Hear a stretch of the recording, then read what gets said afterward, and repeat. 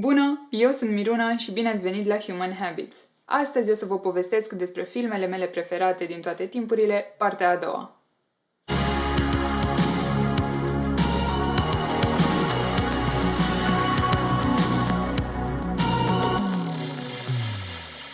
Așa cum am promis săptămâna trecută, astăzi am revenit cu partea a doua a clipului despre filmele mele preferate din toate timpurile. Teoretic trebuia să vorbim despre 10 filme, dar ulterior am decis să mai adaug 2 filme în plus. Dacă încă nu ați văzut prima parte a acestui clip, o să vă las un link pe undeva pe aici sau în descriere. Hai să începem! Melancolia. Filmul e regizat de Lars von Trier și a fost lansat în 2011. Pe scurt, toată treaba începe cu o nuntă. Mai exact, nunta lui Justin, care a fost organizată și plătită de sora ei Claire și de soțul acesteia.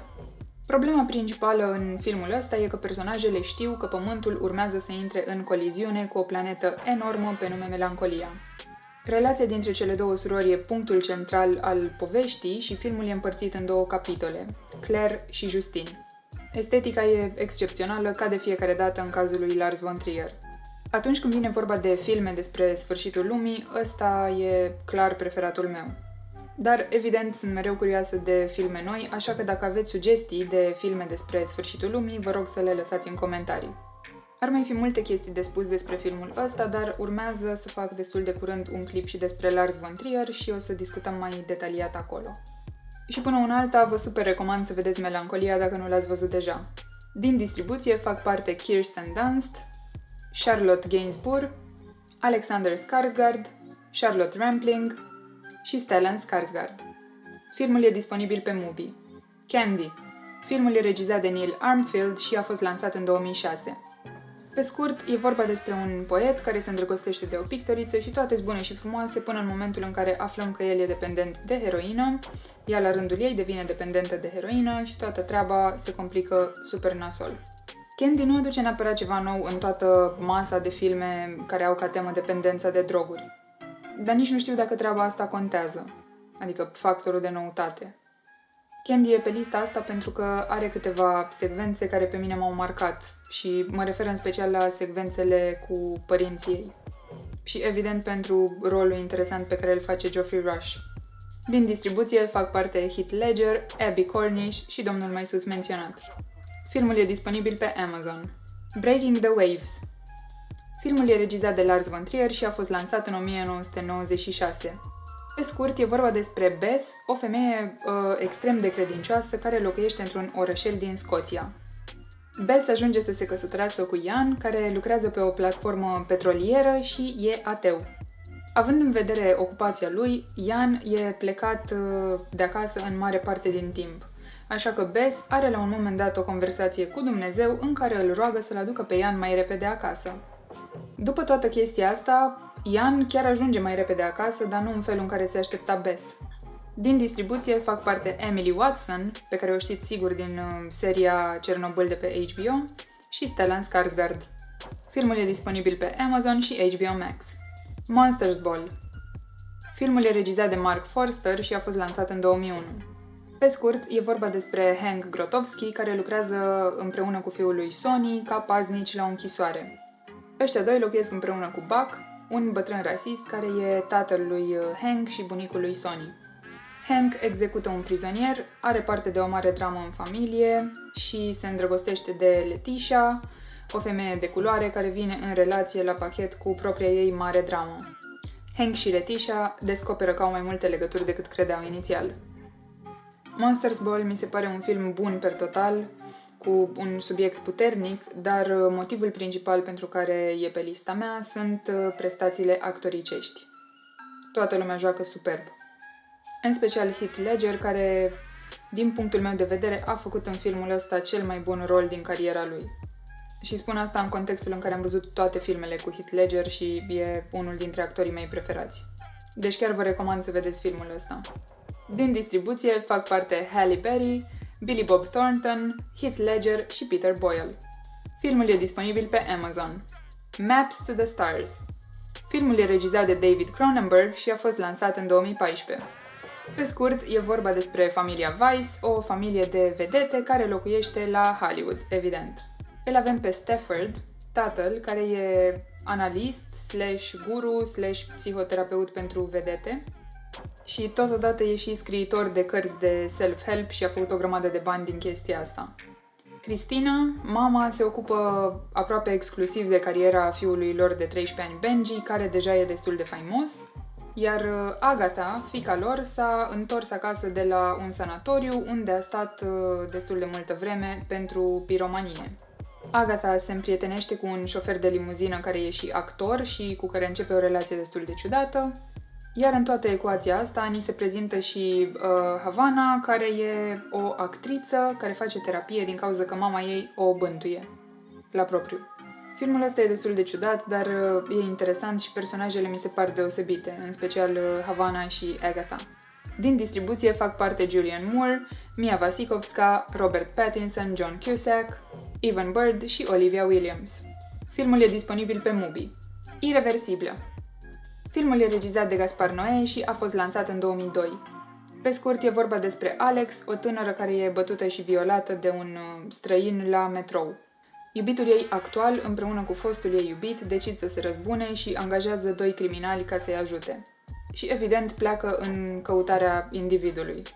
Normal că filmul ăsta oferă mult mai mult decât am zis eu aici. Și, de fapt, e mai important felul în care oferă și nu neapărat ce oferă. E un film dur, dar foarte special, care de fapt vorbește despre cum timpul distruge absolut tot. Din distribuție fac parte Monica Bellucci, Vincent Cassel și Albert Dupontel. Filmul e disponibil pe Amazon. Baby Teeth. Filmul e regizat de Shannon Murphy și a fost lansat în 2019.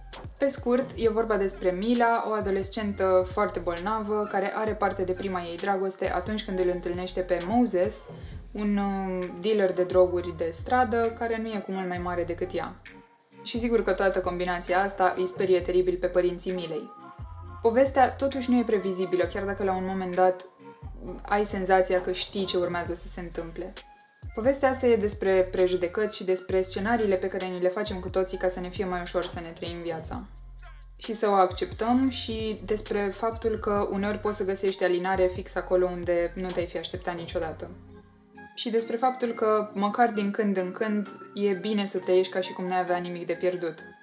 Și despre dragoste, evident. Din distribuție fac parte Eliza Scanlon, Toby Wallace, Ben Mendelsohn, pe care e foarte posibil să-l știți din seria Dark, și Essie Davis. Filmul e disponibil pe Vimeo, unde e distribuit de Bad Unicorn. Beautiful Boy. Filmul e regizat de Felix Van Groningen și lansat în 2018. Filmul e bazat pe povestea reală a lui David și Nick Sheff, un tată și fiul lui care trec uneori împreună și alteori separat prin toate experiențele pe care le implică dependența de droguri tari. Mi se pare că experiența tatălui e mult mai prezentă decât experiența fiului. Și asta cred că e o mișcare foarte bună. Pentru că în filmele de genul ăsta se pune de obicei mai mult accent pe experiența dependentului. Normal că și aici vezi suficient din experiența lui Nick încât să îl înțelegi și să empatizezi cu el. Dar totuși, în centru rămâne experiența lui David, tatăl care, cel puțin din punctul meu de vedere, pare că face absolut orice e omenește posibil ca să-și salveze băiatul. Evident că, dată fiind tema, filmul e despre frustrarea intensă pe care o simți atunci când ești neputincios, despre iubire, grijă și alte chestii de-astea importante. Long story short, e un film foarte bun. Din distribuție fac parte Timothée Chalamet, Steve Carell, Amy Ryan și Jack Dylan Grazer. Corpus Christi. Filmul e regizat de Ian Comasa și a fost lansat în 2020.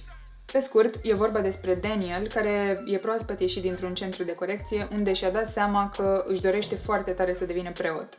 Evident că treaba asta e imposibilă, pentru că astăzi regulile tâmpite, dar totuși circumstanțele îl duc pe Daniel într-o biserică dintr-un mic orășel, unde pentru o vreme ajunge să fie preot. Filmul e inspirat din fapte reale, actoria e impecabilă, iar din distribuție fac parte Bartosz Bielenia, Eliza Ricembel și Tomasz Ziteci. Filmul e disponibil pe Vimeo, unde e distribuit de Bad Unicorn. Parasite.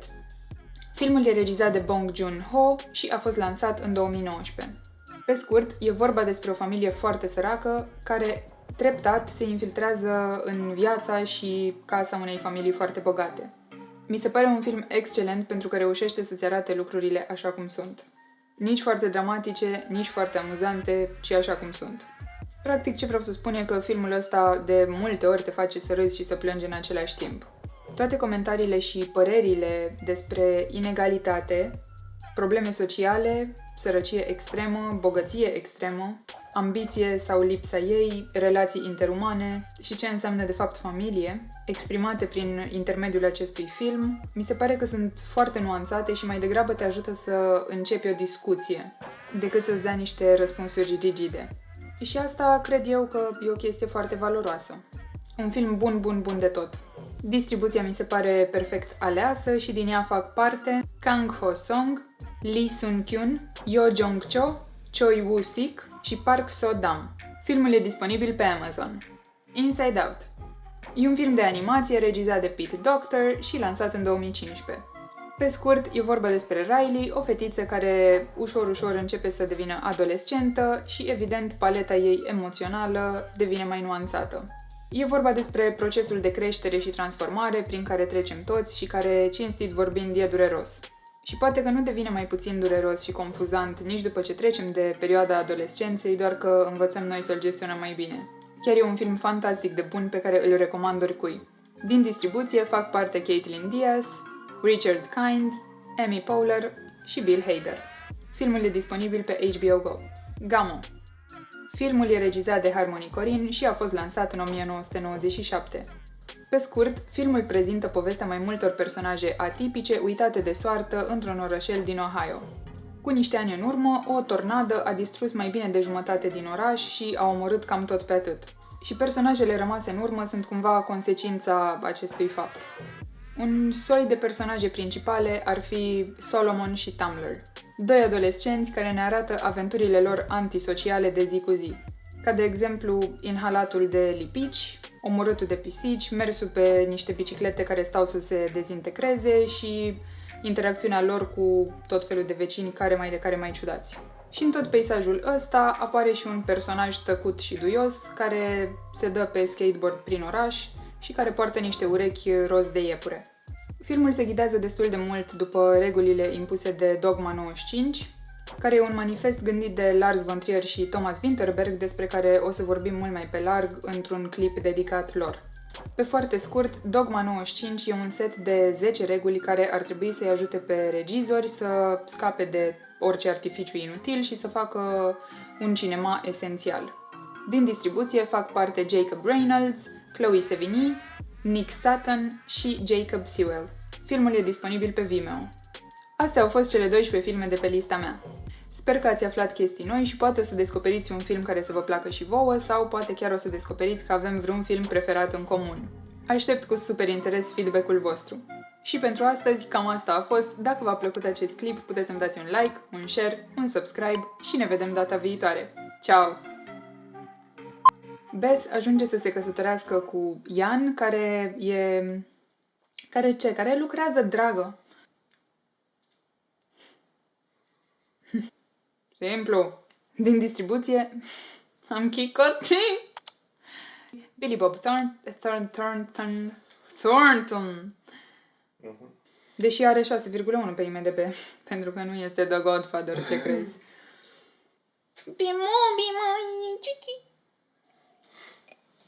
Dacă Mubi ar exista, ar fi un pasăre mic. Bine, este extraordinar băiatul ăsta, Toby Wallace, uitați-vă. Dacă vrei să te cultivezi. Mă dau pe botic că nu este bine, eu scan.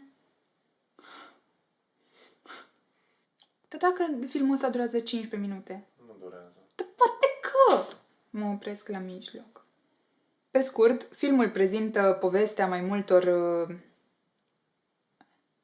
De ce m-am pierdut? Doi adolescenți care ne arată... am avut un flicker la ochi. Și pentru astăzi cam asta a fost. Dacă v-a plăcut acest